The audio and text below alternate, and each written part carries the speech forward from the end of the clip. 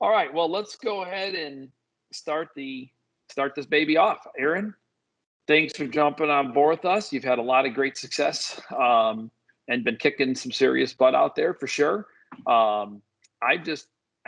Like I told Justin, I'm just glad that all this pressure's been taken off private. Everyone's jumping into public land nowadays. It just makes my hunting that much better. So I wish that's our just how lease I prices feel, but would go down.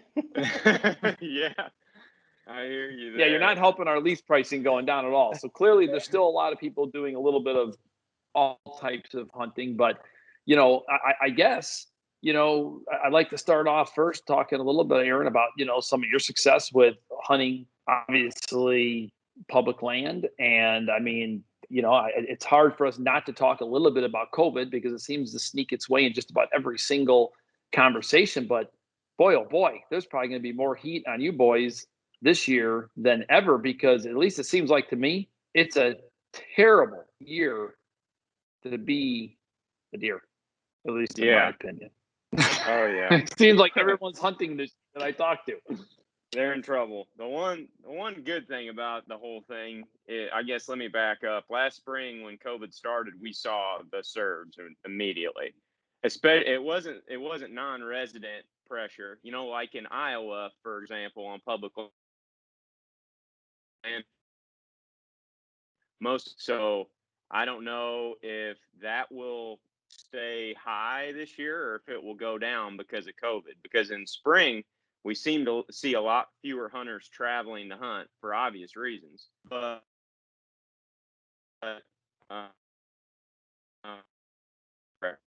hunters, because as you folks don't have to work, they got time off, and this organic food movement is really getting some steam now. So more and more people hitting the woods. We saw a lot of turkey hunting pressure. So I'm expecting that to continue this fall into deer season and in most states. But like I said, I don't know what'll happen with Iowa. I'm assuming the resident hunting pressure will go up some, but it's got some room to go up. We don't see a lot of other Iowa residents hunting public land up there very often. Most of the pressure's non-residents, but I'm fine with it. I mean, it may mean that our success goes down a little bit, but as you guys know, we need more hunters. So there might be some silver lining here as to how we get some of those through this pandemic. Yeah, for me, it's always been this great kind of dichotomy of hunters, right? Because we all sit back and talk about how we need more hunters. We got to get more people involved in the sport. But people are very slow to share their hunting property with others, right? That's been there's been a lot of talk that I've had with just, other people in the industry, other guys on our team.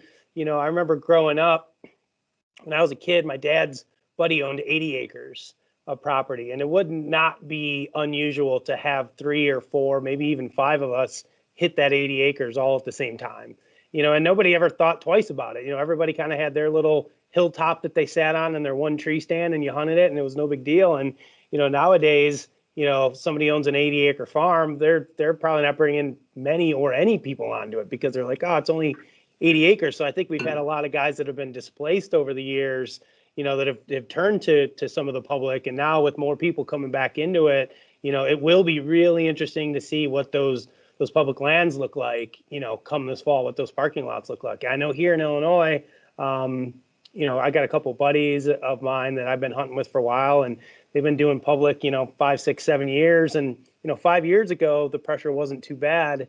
And then all of a sudden, you guys came around and made hunting public land cool again. And all of a sudden, man, the last 2 years, I tell you what, those parking lots are definitely starting to fill up. So, like you said, it's the silver lining, right? You take the good with the bad.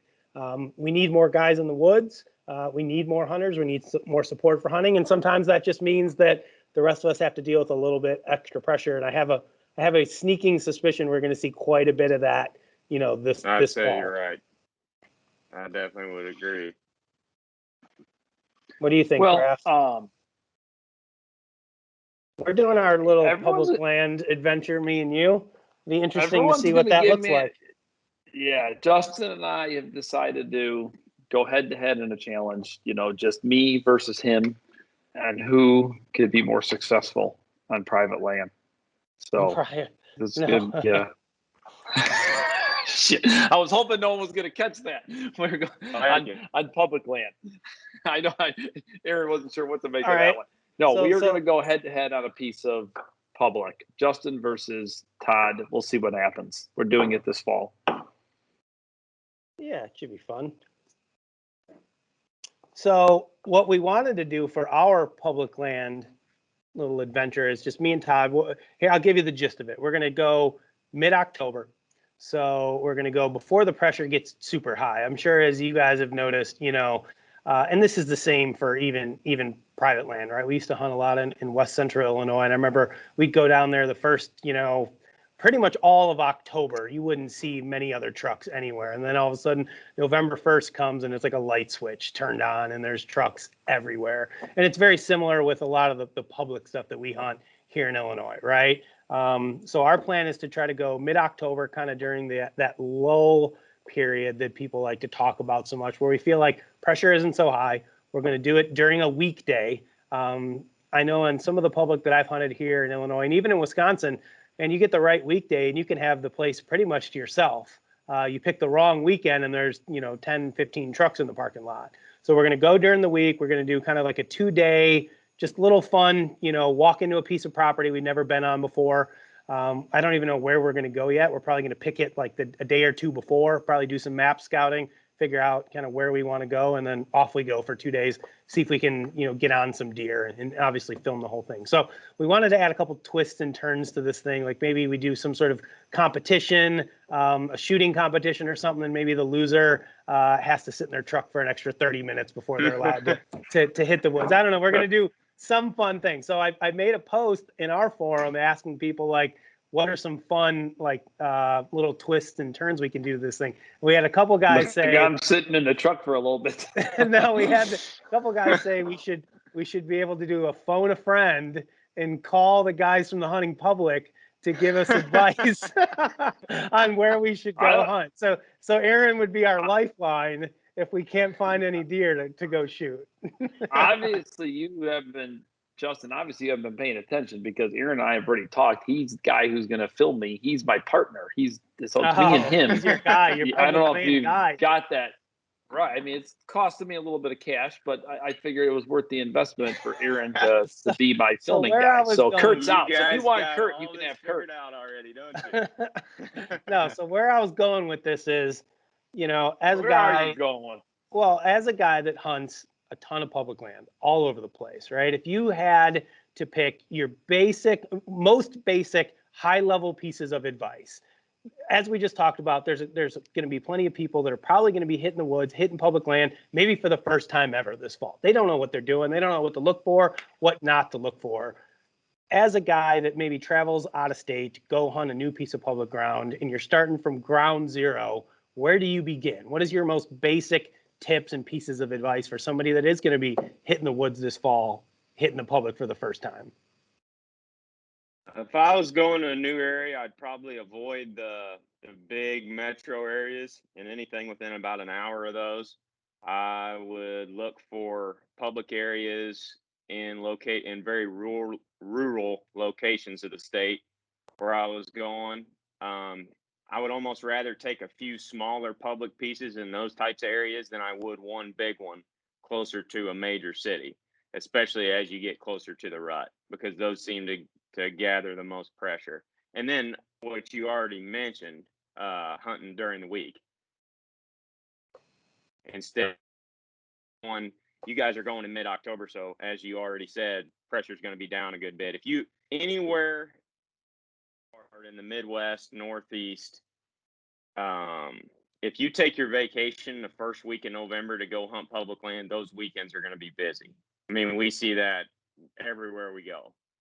And you can still get on deer then, without a doubt, but you're always going to be scouting for hunters and avoiding them as much or more than you are scouting for deer. So if we go into a new area, we pick a place that's furthest away from those big metro areas, we're going to go in there and drive around it and just scout for pressure. We may sacrifice a morning to do that.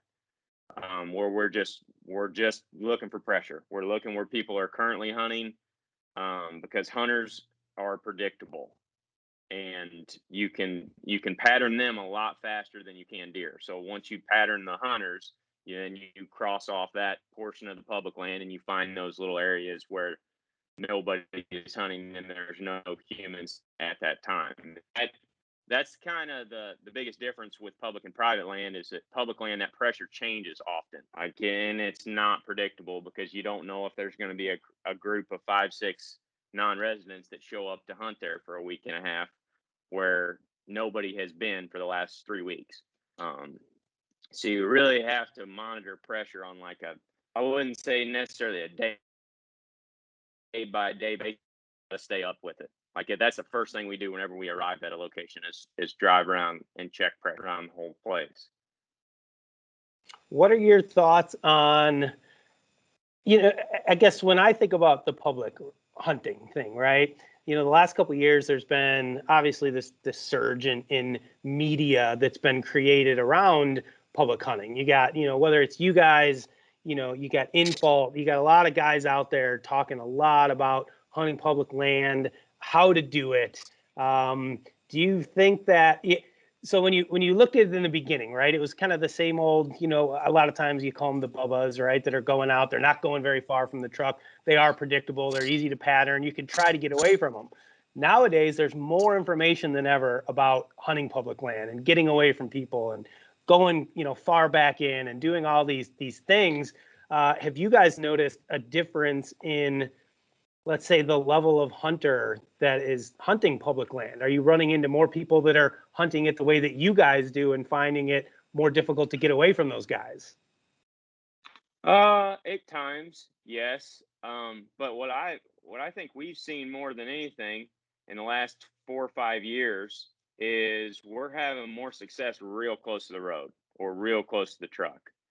And I hear elk hunters out west talk about the same thing, hunting in like over the counter states like Colorado. As the backcountry elk hunter got more and more traction, and there started to be more and more of them going 4, 5, 6 miles deep. Some hunters started finding success in that space in between, a mile deep, because the elk are going to go wherever the hunters are not. And I've seen that to be very similar with deer on public land. It seems like we're either killing them 2 miles back there or right next to the dadgum truck. I mean, within 150 yards of it sometimes. Yeah. Because, and it just depends, you may pull up to a parking lot and there might be 3 vehicles there and all 3 of them are taking an access path in there a mile deep and then going off in one direction or another. And you might have 500 acres in between you and them, which is a lot of room for deer to live. Sure. So consequently, we end up having as much or more success real close to the road because of that, I think. Yeah, I found that, I hunted Iowa last year, and hunted public over there last year, and I found very similar to what you just talked about. There's this mentality that like the only way to get away from people is to go as far away as possible from the parking lot, and that you're going to outwalk everybody else. The problem is when everybody starts sharing that same mentality, everyone's out walking, they're all ending up at the same spot. So I did find, a considerable amount of good sign, good ground, good deer that wasn't the hardest walk to get to. And, there's always this thought in the back of your mind when you are, hunting those spots, like, man, is somebody going to walk up on me? Am I missing out on something better somewhere else? But in my experience anyways, you just have to treat it like you would treat any other piece of hunting property, right? If it looks good and there's sign there, then let the sign be your guide. Don't worry about what you necessarily think you should be doing. Sometimes we overthink it too much and we think, man, we're too close to the parking lot. Even though it looks good here, I'm not going to hunt it. And you might be overlooking some good spots. You have to be adaptable. I mean, well, I say that. That's my take on it. My opinion, Sure. anyway, is if the more adaptable you are as a hunter, the more success you're going to have. And every day is going to throw you a different challenge. I mean, the weather's going to change nonstop. The conditions, as they get closer to the rut, bucks are going to start behaving differently. Their food sources are going to constantly change. So if you have kind of one set way that you're planning to hunt and it's go as far as possible and not worry about the rest of that stuff, you you're probably going to run into other hunters. Sure. That are thinking the I'm not same sure thing.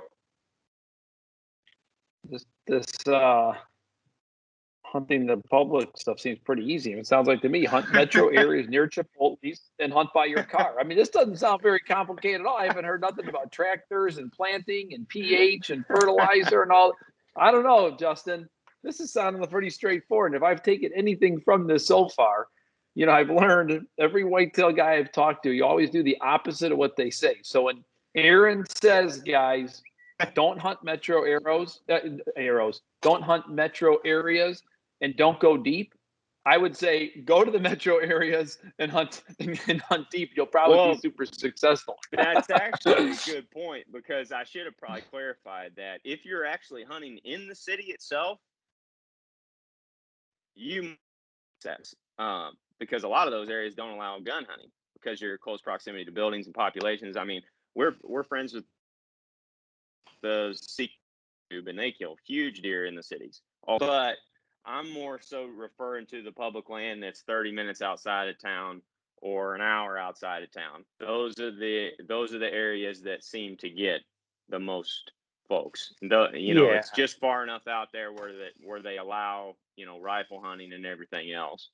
I think your big deer in the cities are getting killed on private ground, right? I mean, if there's I mean, we're Chicago metro area. And so the entire area where we live, or at least most of it, is bow only counties. Right. A lot of it. So, but the problem is there's little to no public land around here. And if there is any, man, look out, it just gets absolutely hammered. Now, we're fortunate enough to have a few places that are like lottery draws, so they can limit the number of people that are going into them. And if you can manage to get into one of those, it essentially becomes kind of a privatized piece of public. That's what I'm referring to. That's what we have. Yeah. Have here. Yeah, and those are great. Guys kill huge deer on those ones. Yeah, I mean, those darn near might as well just be private to a certain degree. I mean, I hiked one this weekend just because I was taking a hike with the wife, and I mean, boy, oh boy, when you get those areas and you're lucky enough to have it to yourself, whether it's only even for a week, man, there's some beautiful areas like that, and they're still, for all intent and purposes, public, but you get it to yourself. So interesting. So let me ask you this a little bit, Aaron, because this is something we've run into the last couple of years. Filming on public land, right? Yep. That's a question that we've heard a lot. There's certain, I think it's like a lot of the BLM or the federal ground. If you're filming in there for your own self, it's no big deal. If you're filming for commercial use, meaning you're monetizing that video, whether it be on YouTube or taking a sponsorship or selling it, you're technically supposed to have filming permits. Have you guys run into this stuff at all? And if so, yeah. I mean, what do you guys? Every time we go to an area, we usually call and ask about it. We always do, especially when it comes to federal lands. And the National Forest Service, to be honest, it depends on the person that you're dealing with on that area. I mean, some of them we reach out and talk to them about it, and we are required to get a permit, and the permit is $100 a day for a week. And then you'll go to another national forest 3 states away, and it's $250 a day for a week. So it's kind of up and down, I mean, the regulations are different for every public area that you're going to go to, like whether it's a national wildlife refuge or national forest or any sort of other federal lands, different types of state lands. There's some county land. I mean, there's some city property sometimes, and it's all different everywhere you go. Yeah. Have you guys ever? In some places you don't need a permit so long as you're not actively selling a product while you're out there. So like just a YouTube video, a film, but sell a product while you're there. So you just have to film a video and make it all about education, and then you're okay. Got it.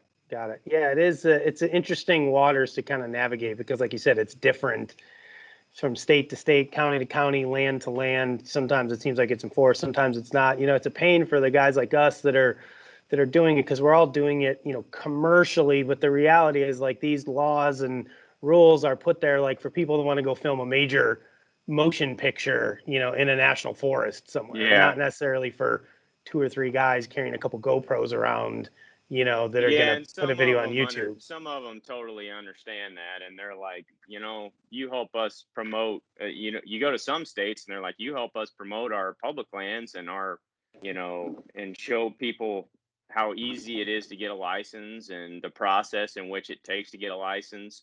They're totally happy. In fact, they ask us to come, and hunt their public lands. So it all depends on, in the context of what your video is made and that specific area's regulations. I mean, you're right though. A lot of those laws came into effect and 50 years ago, after some big Hollywood productions went out there and really abused the land. I mean, they brought in trailers and all that stuff, and if some areas, if there's no more impact than just a normal group of hunters would have, which there isn't with us. It's just a handheld video camera and a GoPro, so we're not impacting the woods any more than another group of hunters would. But you also get some where they say, no, you can't film at all. Right. Like there's only certain areas in Missouri where we can film, and none of them are state property. They're all federal.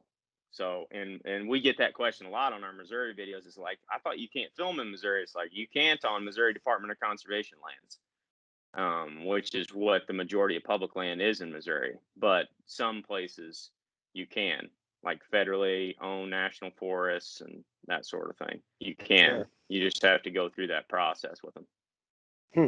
Got it. Interesting to know. And I have to just think it's good because, the reality is, I feel like every kid nowadays wants to be YouTube stars. At least my kids do. They want to be YouTube channel influencers, and that's just an important thing for everybody that's out there to understand that, especially with the public land movement, to just, it's no different than a game law or a game regulation. Just make sure you check, wherever it is that you're going to be hunting before you get that camera out and, go put that video up there and monetize it on YouTube. Yep. Yeah.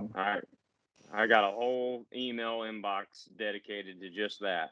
And that's what we spend our summers and winters doing, is correspondence with lots of those areas. Yeah, and we all know that as soon as you do something wrong in any video, people love to call you out on it. Oh, yeah. The call-out culture that we live in nowadays. That's right. So got to be extra careful for the YouTube police out there. That's right. So I'd like to just go back, right? So you, as a kid, growing up, have you always hunted public land? Was there some private in there? Were you a private guy that converted over to public? What does your history look like? Oh, no, I hunted both when I was a kid, and I still hunt some private every year. I hunt my dad's farm every year in Missouri at least a couple of days. That's where all the footage comes from. Mm-hmm. No, that's where I grew up. That's where I shot my first deer, my first turkey. So I hunt there all when I can. We still hunt small tracts of private every once in a while, and most of us grew up in the same scenario where we hunted a mixture of public and private. And just as we got older, it was kind of. And we still don't hunt it exclusively. We probably hunt it 95% of the time. We started hunting it more often when I moved to Iowa in 2011 to work for Winky. I could not get permission anywhere. And at the time I was just an intern out of college, and I didn't have any money to spend on property or leases or anything like that. And we looked for permission, and I eventually got a little piece of land in the southeast corner of the state, but it was like a 2.5 hour drive for me, and I was constantly driving back and forth over there. I ended up getting a buck that year off of it, but I started at that time. I was also hunting public land at home. So eventually I just kind of went to that because it was just easier. It was like don't have to drive as far. And I got Yeah. all this land. I was driving 2.5 hours to hunt a 80-acre piece of land, and I've had 12 to 14 and 45 minutes in my house. So it's just out of necessity started hunting it more. Yeah, and I think that's a story that I think we hear from a lot of people, right? I mean, don't have anywhere to hunt, private ground wise, don't have the money to lease. So they start with the public, and I think a lot of that depends on where you live, what state you live in. Unfortunately for us being here in Illinois, especially in northern Illinois, our public lands, there just isn't much of it. Where we live here, I can get to Wisconsin public closer than I can get to any Illinois public. Yeah. So a lot of times, especially early in the season, we'll hop up over the border. There's a considerable larger amount of public in Wisconsin, at least closer to where we live. Illinois got some decent public, and if I wanted to drive 6 hours south to Shawnee or some places like that, there's some bigger pieces. Huge. But yeah, I mean, where we're at, man, the public thing's tough. The nearest, I would say, good public is probably a couple hours away. It's every bit of probably a 2-hour drive to get to some of that stuff. So we're in, that situation kind of that you were in where you were driving, a couple hours. And I mean, it is what it is. When you love it and it's your passion, I think you're willing to do it if you have to, and that's your only option. But, places like, Iowa, has got to, I know folks in Iowa, sometimes I've heard them say like, there's not much public land in Iowa. And there certainly isn't as much as there is maybe in other states. But I know it's being an Illinois resident going to Iowa, I was like, there's way more public grounds over here than there is back on our side of the river. Yeah. You know what's interesting, though, is when you look at even some of the areas, Justin, that's public around here, right? I mean, and when you start to own your own property and you start being able to, name different deer and see how far they actually travel. I mean, you just as easily can kill these deer on the public land as you can the private, because these deer are just not, I mean, unless you're lucky enough to own big pieces of land.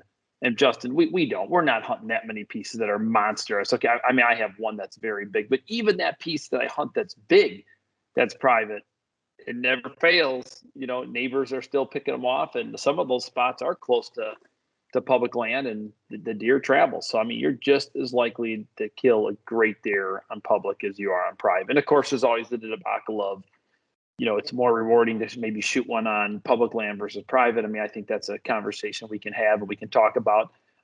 Yeah, you know what? I think there is something to be said for somebody who wants to, get out there on public land, put the time in, put the homework in. And, it's funny, Aaron, to hear you say, sometimes you don't have to go that far from the car. I mean, it wasn't more than a couple weeks ago where Justin said one of his best spots on his private piece that he hunts is right by a major highway. I mean, the cars are zooming by. How about it, Justin? I mean, some of the big bucks that have been killed right here for us on Bowhunt or Die. I mean, some giants, 2 of them last year. Hundreds of yards, 100 yards max, maybe, from a mega highway. So it's just amazing when you see, it doesn't, you don't always have to be thinking you got to be big and burly and have monster muscles and carry all your stuff back there and live off the woods and drink out of the streams to kill these big deer. I think it's, I don't know if it's a human nature thing, but I just think as hunters, right, a lot of us always think the grass is greener, right, on the other side of the fence somewhere. And we also think that, always. In order to be successful, there's a certain formula that you need to follow, right, in order to be successful. And part of that formula has been ingrained in our brains of, getting away from highways and houses and people and all of that stuff when, sometimes it is more relaxing to get away from the highway. I'm not going to lie. Sometimes sitting next to the 4-lane highway and listening to the semis, go back and forth, it can be a little annoying and erode maybe some of the experience that you try to get from it. But if your purpose is what my purpose is to go shoot a deer, I need to be where the deer are at. And the deer don't necessarily seem to care that the highway's there. So yeah, one of my better stands has historically been right up on a highway. It makes it hard to hear the deer coming sometimes. So it presents its own challenges. But yeah, I mean, I just think we fall into our own traps sometimes of thinking a certain way instead of allowing the sign and the conditions and everything to dictate what we do.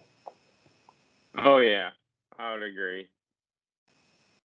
Well, and so on some of these, private pieces that I know, public pieces that you're hitting, Aaron, I mean, some of them are big. And I mean, boy, I mean, you can really follow the sign, right? I mean, I'm thinking some of the private pieces I have that are smaller, there's plenty of times where you get on something hot and you're following it, whether it's killer trails, and you can never get to the point where you can actually put the whole puzzle together because you can't go over the fence. Right. So, I mean, Right. obviously, so sometimes you just can't make the move that you want to make, and get in where you need to get in because you just can't. There's a fence there. And sometimes that's a limitation. Absolutely.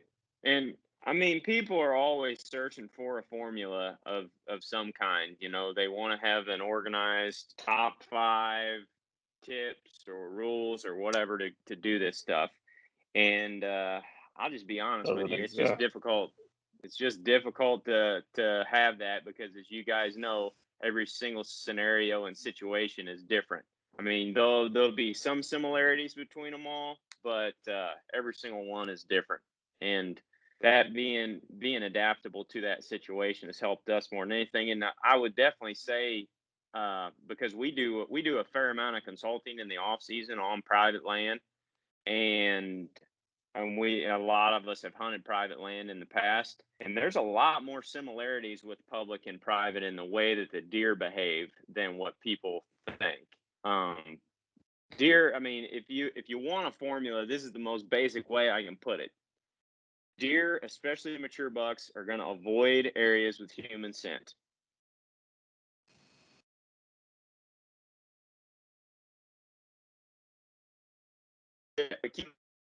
Is a long way to a bedded deer. We've seen mature bucks live in areas where there is all sorts of human scent and human traffic and everything. 150 yards away from that is a big buck bedroom, and they may use that area where all those people are at, but it'll be after dark. However, they're still living in close proximity. So if you have thousands of acres of public land, it can hold, and it really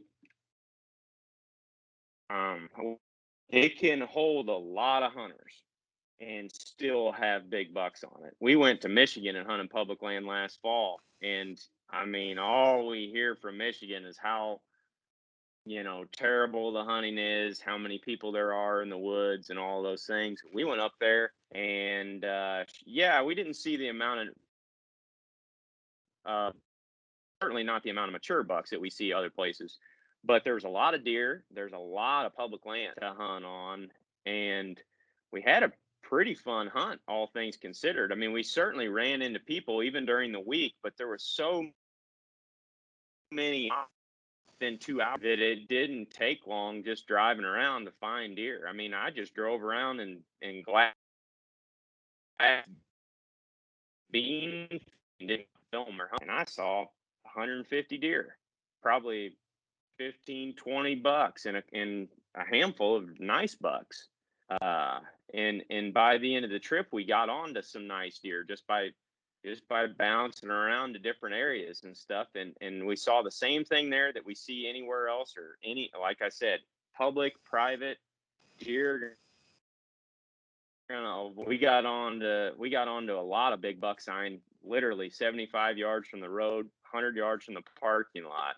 And that parking lot was, people were parking there, and they were getting on a main trail, and they were heading back in there. And there was a little bitty apple orchard right there next to old apple orchard. It was all grown up and everything. It was right next to the road. And as we were driving in, I looked off the side of the road in the ditch. I'm like, Ted, there's a big rub right there. So we got out, and it was just made, and shoot, we found another big rub and another big rub and a scrape. And we walked into that apple orchard, and it was just torched. I mean, everybody was just driving right by it. So just keep that, regardless of what you're hunting, as long as you're in an area where there's no human scent, there's a chance anyway that a big buck will be there. Yeah, I've always said, and talked with some of my friends that hunt public, like a deer doesn't know that one side of a fence is public and one side's private. A deer just knows that this is where I live, and it looks out, and they're going to typically, I think to your point earlier, there's a lot of similarities, like at the macro level, right? The deer are going to generally live in the same general type of terrain. If you find, whether it's Michigan or whether it's Wisconsin or Illinois, like where a deer beds, probably going to be similar. At the micro level, it's going to be a little bit different based on pressure and topography and stuff. But the overview is like a deer is a deer is a deer. They're going to behave relatively the same regardless of where they're at. The detail is in the minutia. It's figuring out, that specific location. How do I get in there and kill that deer? I want to bring up the topic of tree saddles, right? Because that's another big hot one. I know with you guys and with just generally the public land, thing that's happening right now. We did another one of these kind of podcasts last week with, Parker McDonald with Southern Ground Hunting? Yeah. So Parker came on, and our friend Jan with Arrow Hunter Saddles came on, and Todd and I are admittedly saddle novices. We don't really know anything about them, never hunted out of them. We're planning on trying them out this fall. How have they changed the way that you guys hunt? Are you exclusively ground and saddle now, or are you still getting up in a fixed position stand every once in a while? We still hunt out of stand some. It just kind of depends on the situation. I wouldn't say the saddles have changed how we hunt all that much. Because I feel like I can get up and down the tree. Like I can get up there, get set up, and back down and move faster with the saddle than I could with my older hang-on stand. Some people will disagree with me, and it's to each their own, of course. Sure. But I feel like I'm more efficient with the saddle. And when we're hunting public land, we're bouncing around a lot. You'll get set up in an area, and then 20 minutes later, you have a hunter come in and set up 150 yards from you sometimes. So, and we may decide to move at that point, or we may get up an observation stand to see deer move across there, and we want to get to that source of that movement over there. But I wouldn't say that it's impacted our tactics too much, other than it is a little bit more efficient and it's lighter than the stand. What about ground hunting for you guys? I mean, what percentage do you guys feel like you're in a tree versus on the ground these days? I would say 60% in the tree, 40% on the ground, for me. And it all depends on the situation that day. Most of the time, we take our saddle gear in with us and our steps or whatever, and decide to set up on the ground. We don't go in very often unless we know that there is very few options for trees without that gear. Like it always comes in with us. I killed, me and Ted did, and I was wearing my saddle. And a lot of our videos when we're hunting on the ground, we are wearing the saddle. It's just because we wear it in. If there's a good tree in that spot,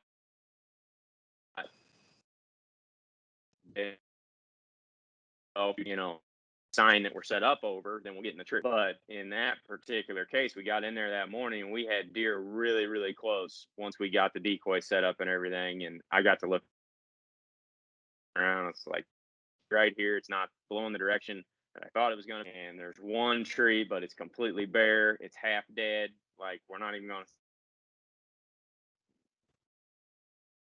to end up killing a buck. And that's a lot of times how these hunts.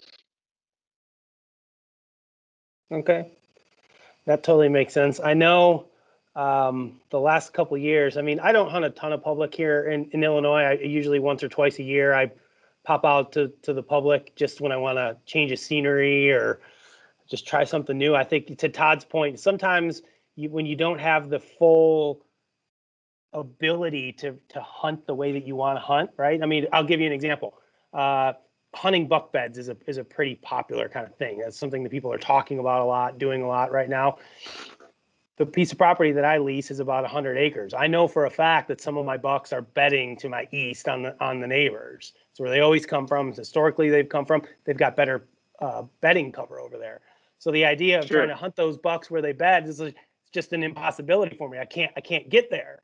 So sometimes you can get on those bigger pieces of public, and it feels like you're playing with a full deck of cards versus just a couple of them. So it allows you a little bit of that freedom, maybe to test some of your skills a little bit more. I will definitely say the last couple of years, ever since hunting public started getting bigger, I've seen a lot more guys walking around in ghillie suits on public land these days than I saw a few years ago. So anybody that's in the ghillie suit sales business should be thanking you guys right now for sure. Yeah, those things are super cool. They're a pain because they get hung up on everything when you take them into the woods, but they definitely help you hide really well on the ground. Yeah, no doubt. I love hunting off the ground. I grew up. I mean, most of the first deer I shot were off the ground, and this was before ground blinds, were even a thing. I don't think then. I mean, it was just kind of walk through the woods, find a spot that looked good, kick out some leaves next to a tree, and that was when I was young and I could sit there and kneel for hours on end. I can't do that quite so much anymore. Give it another 10 years for both of you guys. Something about being eye level with them.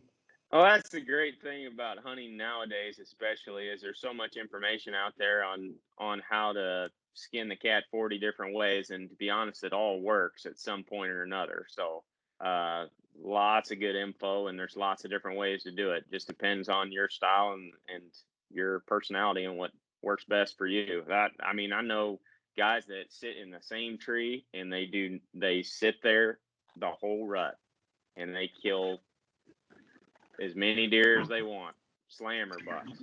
It works awesome. But it just depends on your personality. I also know other guys that, like my business partner Zach, he does not have the attention span to do that. Like he doesn't want to sit the same spot just because it's not fun for him. He wants to be up, moving around and seeing country and stuff. So it all depends on your personality and what your goals are on a hunt. There's lots of good ways to do it though. Yeah. Now I know, just because everyone always thinks I'm only hunting private. Listen, I was young. How old are you, Aaron, anyhow? Come on. How old are you? 33. Exactly.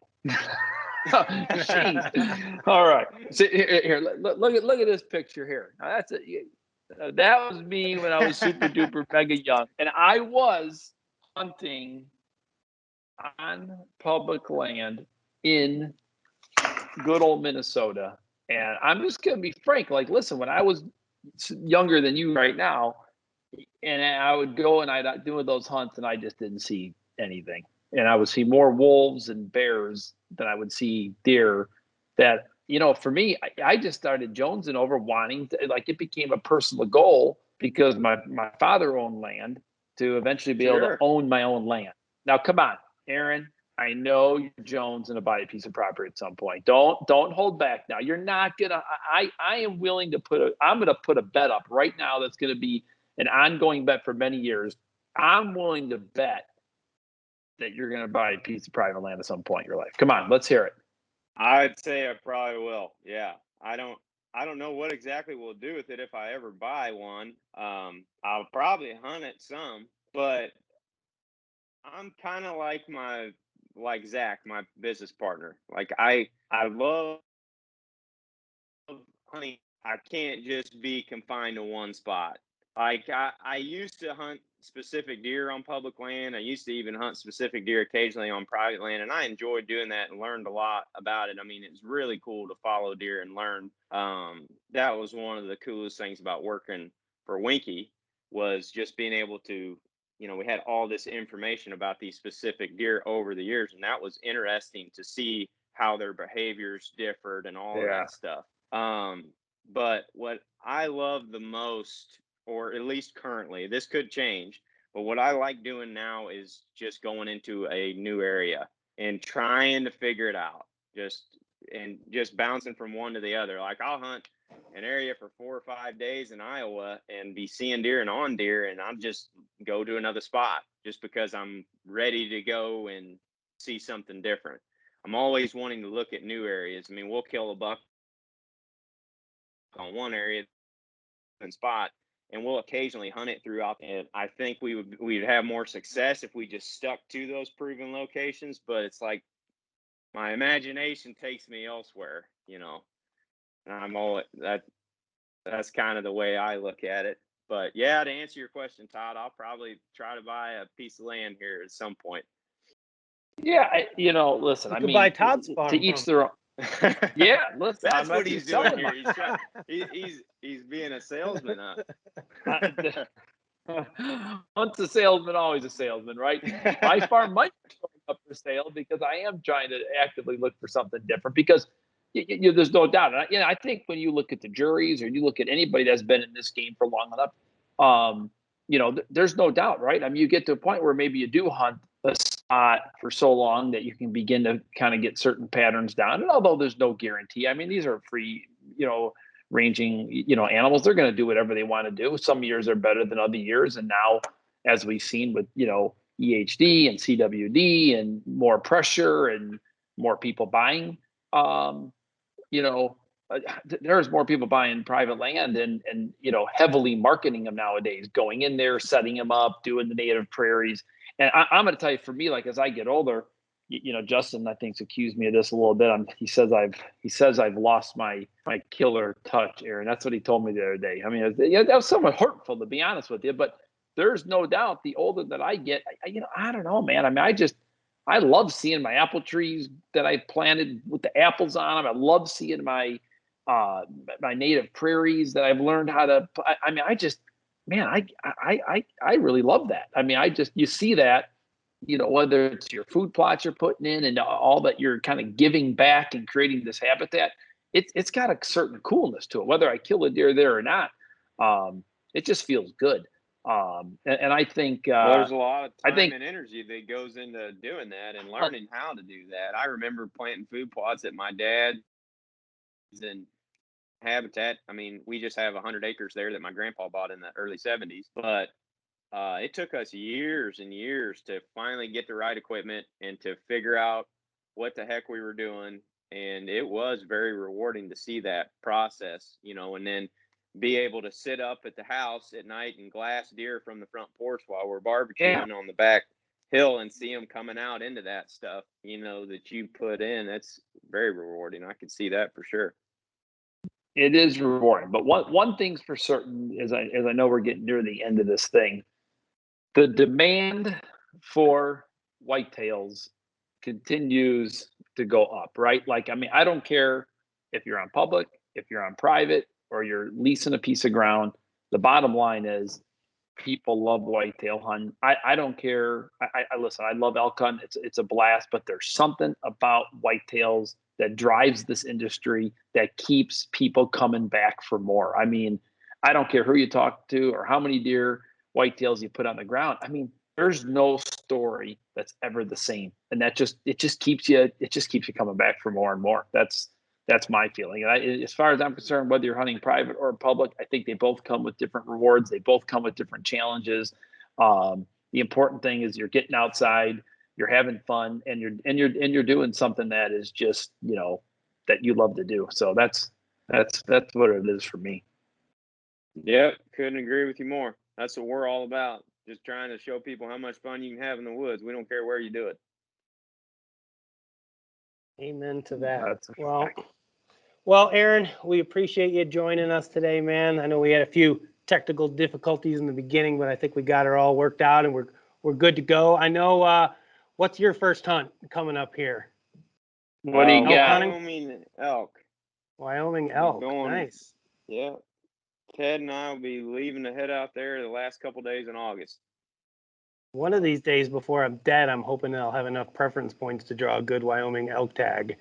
Because the point creep right now is. And I just got sick of it. I was like, every year, point creep was getting me. Yeah. And I was just like, nah, I'm just gonna overshoot and try to get a unit that takes 3 or 4 points and burn my points and get back on the 3 Right. or 4 year general cycle here at some point. Yeah, but I put it in Aaron- Arizona every year. Aaron, you're Mexico every year. 33.